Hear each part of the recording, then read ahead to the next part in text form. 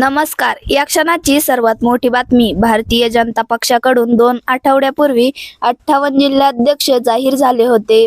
परंतु उर्वरित यादी स्थानिक मतभेदांमुळे रखडली होती. अखेर मुख्यमंत्री देवेंद्र फडणवीस, चंद्रशेखर बावनकुळे, रवींद्र चव्हाण व केंद्रीय नेत्यांशी चर्चा करून यादी निश्चित करण्यात आली. मात्र पुन्हा एकदा स्थानिक पातळीवरील दुफळी समोर आली आहे. काल भाजपने राज्यातील उर्वरित 22 जिल्हाध्यक्षांची नावे जाहीर करण्यात आली आहेत.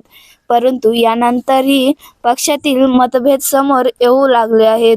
बीड जिल्हाध्यक्ष निवडवरून भाजपमधील गटबाजी समोर आली आहे. प्रभारी असलेले शंकर देशमुख यांना जिल्हाध्यक्षपदी कायम केलं आहे. यावरून आता भाजप आमदार सुरेश धस यांची नाराजी समोर आली आहे. यांच्या गटात उलटसुलट चर्चा रंगली आहे.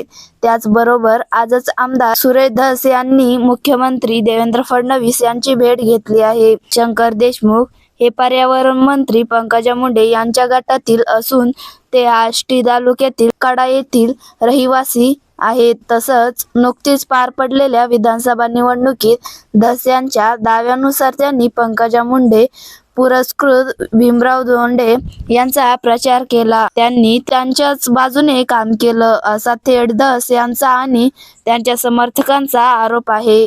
त्यामुळे त्यांनी निवड ही योग्य नाही अशी चर्चा धस समर्थकांमध्ये आहे. विधानसभा निवडणूक होताच विजयी सभेत आमदार धस यांनी पंकजा मुंडे यांच्यावर थेट प्रहार केला होता. त्यांनी आपलं काम केलं नसून त्यांनी शिर्डी या चिन्हावर अपक्ष उमेदवार धोंडे यांचं काम केल्याचा आरोप धस यांनी केला होता. त्यामुळे तेव्हापासून धस मुंडे संघर्ष पुन्हा एकदा सुरू झाल्याचं समोर आलं होतं.